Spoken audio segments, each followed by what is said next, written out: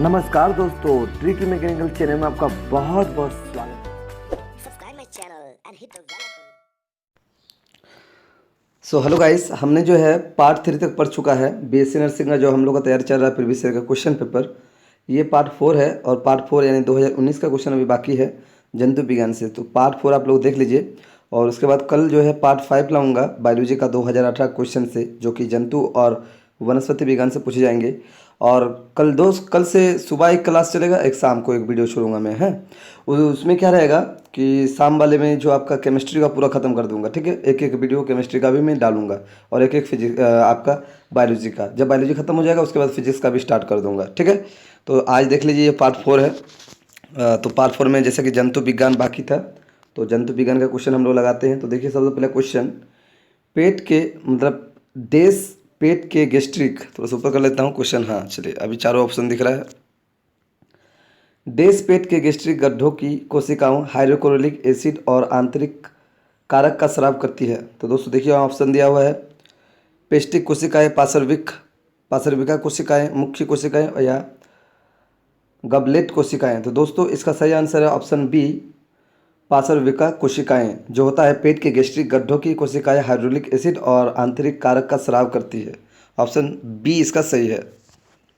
Next question देखिए, question थोड़ा सा ज़बरदस्त क्वेश्चन टाइप होने वाला है। एसिनोफिल एक्चुअली ये बता रहा है कि क्या है। देखिए ऑप्शन ए में दिया हुआ 2 से 7 लॉब होती है, या फिर ऑप्शन बी संक्रमण के खिलाफ सुरक्षा के लिए जिम्मेदार है। ऑप्शन सी देखिए एलर्जी के लिए प्रतिक्रिया में महत्वपूर्ण है, या फिर ऑप्शन डी देखिए विष हरण में महत्वपूर्ण भूमिका निभाते हैं। तो इसका जो सही आंसर है वो ऑप्शन सी है। एसिनोफिल जो है एक एलर्जी की प्रतिक्रिया में महत्वपूर्ण भूमिका निभाती है। तो ऑप्शन सी जो है सही है। ये क्वेश्चन देखिए, हैनले लूप किसके अवशोषण के लिए होती है। तो हैनले लूप जो है दोस्तों सोडियम के अवशोषण के लिए होती है। तो देख सकते हैं यहाँ पे ऑप्शन डी इसका सही हो जाएगा। हैनले लूप सोडियम के अवशोषण के लिए उपयोग होता है, ठीक है।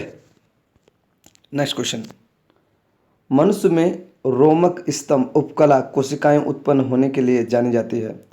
तो मनुष्य में जो है देख सकते हैं रोमक यानी जो रोम निकलते हैं, स्तंभ उपकला कोशिकाएं उत्पन्न होने के कारण जानी जाती है। देखिए ऑप्शन क्या क्या है, ब्रोंक्यूल्स एवं फिलोपियन ट्यूब, ऑप्शन बी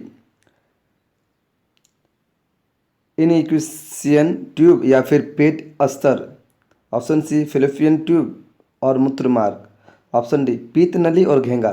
तो मनुष्य में जो रोमक स्तंभ उपकला कोशिकाएं उत्पन्न होती है वो पीत नली और घेंगा पर होती है, ठीक है। तो ऑप्शन डी इसका सही होगा। ये क्वेश्चन देखिए जरा, ये क्वेश्चन थोड़ा सा, हाँ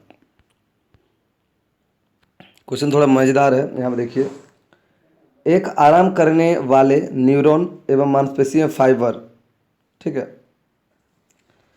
एक आराम करने वाले न्यूरॉन एवं मांसपेशीय फाइबर में प्लाज्मा झिल्ली की परागम्य होती है। तो दोस्तों ये देखिए क्वेश्चन बड़ी मस्त है। एक आराम करने वाले न्यूरॉन और मांसपेशीय फाइबर में प्लाज्मा झिल्ली की परागम्यता होती है, वो होती है ऑप्शन बी इसका सही होगा, सोडियम की तुलना में पोटासियम के अधिक, ठीक है। तो सोडियम की तुलना में पोटासियम का अधिक मात्रा में जो है यहाँ पे होने के कारण ये जो मांसपेशियों में फाइबर में प्लाज्मा की झिल्ली परागमय हो जाती है, ठीक है। ये क्वेश्चन आप क्या देखिए कि निम्नलिखित में से कौन सा गलत है। तो निम्नलिखित में से कौन सा गलत है। तो ये क्वेश्चन बहुत इंपॉर्टेंट क्वेश्चन है, आप ये क्वेश्चन लगा सकते हैं अगर मानना चाहें तो। देख सकते हैं यहाँ पे 4 ऑप्शन में से कोई एक ऑप्शन आपको छांटना है, और इसका मैं सही आंसर आपको बता दे रहा हूँ। ऑप्शन बी जो है ये गलत है, बाकी सब सही है, ठीक है। बाकी सभी सही है, खाली ऑप्शन बी जो गलत है, इसलिए आपको ऑप्शन बी को याद नहीं रखना, बाकी तीनों को याद रख लीजिए कि एंडोडर्म, मेसोडर्म, एक्टोडर्म रोगाणु परत है, ठीक है। लेकिन यहाँ पे ट्रोफोब्लास्ट एक रोगाणु परत है, ये गलत है। ऑप्शन बी इसका सही आंसर है। यहाँ पे 67 का देखिए क्वेश्चन, शुक्राणु निर्माण का सही क्रम क्या है। तो इनमें से जो है शुक्राणु जो निर्माण करने का जो सही क्रम है वो डायरेक्ट मैं आपको ऑप्शन बता देता हूँ। सबसे पहले होता है स्पर्मेटोगेटा, तो यहाँ पे देखिए ये है ऑप्शन इसका डी सही है। जो शुक्राणु का जो सही क्रम है वो ये है स्पर्मेटोगोनिया, फिर स्पर्मेटोसाइट, फिर स्पर्मेटिड, उसके बाद शुक्राणुजोजा। तो ऑप्शन डी इसका सही आंसर है। ठीक है, क्वेश्चन फिर से देख लीजिए, शुक्राणु निर्माण का सही क्रम, ये आप नोट आउट कर सकते हैं, देख सकते हैं ये शुक्राणु का जो क्रम है उसको भी पूछा गया है आपके एग्जाम में।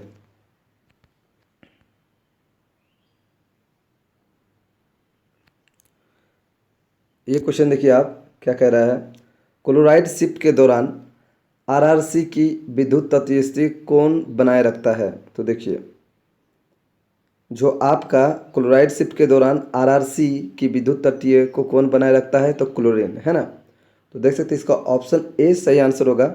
प्लाज्मा से एरिथ्रोसाइट को क्लोरीन का प्रसार करने से आपका जो क्लोराइड शिफ्ट, देख सकते क्लोराइड से क्लोरीन नहीं आ जाएगा, क्लोराइड जब बता रहा था क्लोरीन तो होगा ही होगा, इसलिए ऑप्शन ए इसका सही हो जाएगा। ठीक है, प्लाज्मा में एरिथ्रोसाइट को सीएल का प्रसार। नेक्स्ट क्वेश्चन, मासिक धर्म का प्रभाव किसके कारण होती है या होता है। मासिक धर्म का जो प्रभाव होता है वो किसके कारण होता है, यानी कौन सा हार्मोन बता रहा है। तो देख सकते हैं यहाँ पे हार्मोन दिया हुआ 4, प्रोजेस्टेरोन, FHH, ठीक है ना, FSH, उसके बाद देखिए यानी फॉलिक जो बोला है फॉलिक एसिड है ना, folic hormone, folic stimulating hormone, और देखिए ऑप्शन सी दिया हुआ है आपका ऑक्सीटोसिन, और ऑप्शन डी दिया हुआ है वेसोप्रेसिन। तो देख सकते हैं आप लोग मासिक धर्म यानी कि जो होता है मादा में होता है, ठीक है, तो यही जो मादा का जो मादा हार्मोन है वो प्रोजेस्टेरोन है। तो ऑप्शन इसका ए सही हो जाएगा। कभी कभी एस्ट्रोजन इसको दे देता है, ठीक है, तो एस्ट्रोजन भी यही है, सेम है, प्रोजेस्टेरोन या एस्ट्रोजन। ठीक है, तो ये 70 नंबर क्वेश्चन देखिए, निम्नलिखित में से कौन सा अपरा का कार्य नहीं करता है, यानी अपरा नहीं है। तो देखिए ये 4 ऑप्शन है, 4 ऑप्शन में से आपको एक छांटना है कि इनमें से कौन सा अपरा नहीं है। ठीक है, तो निम्नलिखित में से कौन सा अपरा नहीं है, तो इसका जो सही आंसर है, बस आपको सही आंसर को हटा देना है, बाकी सब याद कर लेना है। तो देखिए ऑप्शन डी इसका जो है सही आंसर है। विभाजन के दौरान ऑक्सीटोनिन यानी ऑक्सीटोसिन का स्राव होता है, ये गलत है, बाकी ये तीनों सही है। तो तीनों क्या सही है, भ्रूण को ऑक्सीजन और पोषक तत्वों की आपूर्ति की सुविधा देना, ये सही है। एस्ट्रोजन को स्रावित करता है, ये भी सही है। और भ्रूण में कार्बन डाइऑक्साइड और अपशिष्ट पदार्थों को हटाने का जो सुविधा देता है वो सभी करता है अपरा। लेकिन जो है विभाजन के दौरान ऑक्सीटोसिन का स्राव होता है, ये गलत है, ये नहीं होता वहाँ पे। ठीक है, तो इसलिए इसका ऑप्शन डी हो जाएगा, और बाकी तीन आप लोग इससे रिलेटेड है अपराध से याद कर लीजिएगा। ठीक है, ये क्वेश्चन देखिए जरा, एक लिंकेज समूह से दूसरे में जीन की गति को कहा जाता है, यानी एक लिंकेज से दूसरे में जब जीन की गति होती है तो उसको हम लोग बदलाव कहते हैं, इसलिए ऑप्शन डी इसका सही हो जाएगा, बदलते हुए। ठीक है, बदलते हुए हालांकि दिया हुआ, बदलाव करने से भी यहाँ पे रह सकता है। अब नेक्स्ट क्वेश्चन देखिए, एल से क्वेश्चन पूछा गया है, एल है यानी एल क्या है। तो दोस्तों एल जो होता है एक प्रकार का जाइगोट होता है, तो यहाँ पे हेट्रोजाइगोटस, ऑप्शन डी इसका सही हो जाएगा, हेट्रोजाइगोटस। तो 72 का डी ऑप्शन सही है। ये क्वेश्चन देखिए, HIV जो एक एड्स का कारण बनता है सबसे पहले नष्ट करने लगता है किसको। तो HIV जो एड्स का कारण बनता है वो सबसे पहले बी लिम्फोसाइट्स को जो है नष्ट करने लगता है। ठीक है, बी लिम्फोसाइट, तो ऑप्शन इसका ए सही है। अभी नेक्स्ट क्वेश्चन आप लोग देखिए, 12 जोड़ी पसलियाँ हैं जिनमें से डेस जोड़ी सीधे उरोस्टी से जुड़ी हुई होती है। देखिए क्वेश्चन देखिए क्या है, 12 जोड़ी पसलियाँ हैं जिसमें से डेस जो है सीधे जो है उरोस्टी से जुड़ी हुई होती है। तो ऑप्शन दिया हुआ 11 जोड़ी, पहले 9 जोड़ी, या पहले 5 जोड़ी, या पहले 7 जोड़ी। तो दोस्तों ऑप्शन इसका ए सही है, पहले की जो 11 जोड़ी होती है वो सीधे उरोस्टी से जुड़ी हुई होती है। ठीक है, तो ऑप्शन ए इसका सही है। ये क्वेश्चन देखिए, ये भी क्वेश्चन बहुत अच्छा है। एक अंडे में जर्दी की मात्रा और वितरण के अनुसार उभयचरों के अंडे होते हैं। तो एक अंडे में जर्दी की मात्रा और वितरण के अनुसार उभयचरों के अंडे होते हैं, क्या होते हैं। तो दोस्तों देख सकते हैं एलिसितलल या फिर सेंटीसितल। तो ऑप्शन इसका देखिए सी सही है, मेसोलिथल शीतल, ठीक है, एवं टेलोले शीतल, ऑप्शन इसका सी सही है। मेसोले शीतल एवं टेलोले शीतल, ऑप्शन इसका सी सही है। अब नेक्स्ट क्वेश्चन देखिए,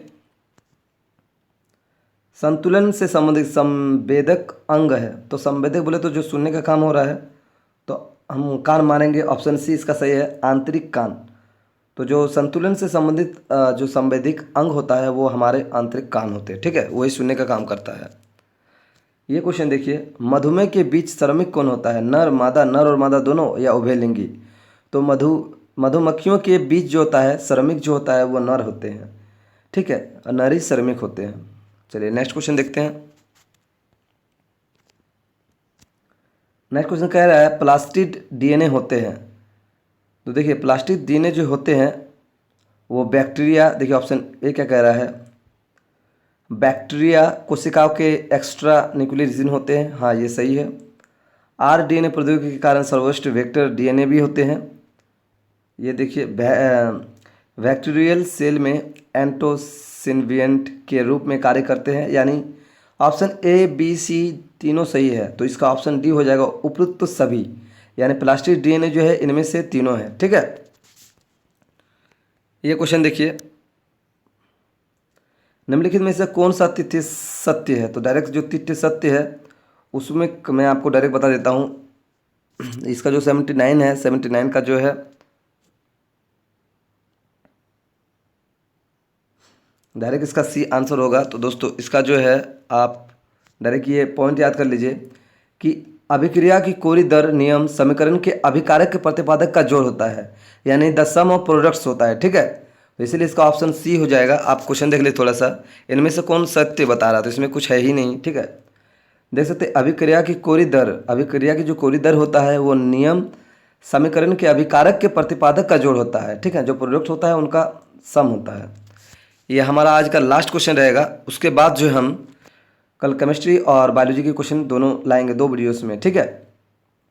आप देखिए यहाँ पे निम्नलिखित में से कौन सा महिलाओं में गर्भपात का कारण बनता है? तो गर्भपात का जो कारण बनता है वो वायरस है, जीवाणु है या माइकोप्लाज्मा है?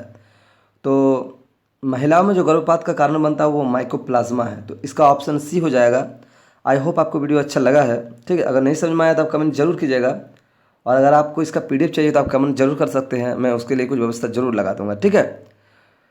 तो दोस्तों आई होप आपको वीडियो पसंद आया होगा, पसंद आया तो प्लीज़ लाइक सब्सक्राइब से जरूर कीजिएगा। चलिए मिलते हैं नेक्स्ट वीडियो में, तब तक bye bye, thank you very much for watching this video.